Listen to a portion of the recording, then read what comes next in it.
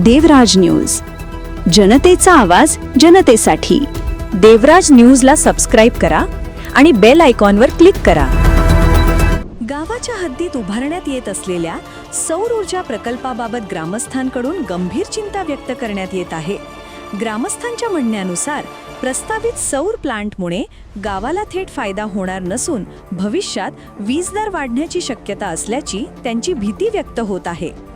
ग्रामस्थांनी असा आरोप केला आहे की संबंधित कंपनी ग्रामपंचायतीकडून जमिनीचे भाडे 1 रुपये गुंठा या दराने घेणार असून त्यामुळे गावाच्या उत्पन्नात काहीही लक्षणीय वाढ होणार नाही। ग्रामस्थांच्या मते गावाला अपेक्षित आर्थिक किंवा सामाजिक लाभ मिळणार नसल्याने हा प्रकल्प गावासाठी तोट्याचा ठरू शकतो। याबाबत ग्रामपंचायत तसेच अनेक ग्रामस्थांनी विरोध नोंदवला असल्याचा दावा करण्यात येत आहे। तरी देखील कंपनीने परस्पर काम सुरू केल्याचा आरोप ग्रामस्थांनी केला आहे।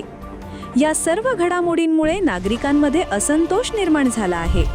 गावकऱ्यांनी माहिती दिली की या विषयावर एकत्रित भूमिका मांडण्यासाठी सोमवार दिनांक 17 नोव्हेंबर 2025 रोजी सकाळी 10 वाजता कानडगाव येथे सर्व ग्रामस्थांची बैठक आयोजित केली आहे।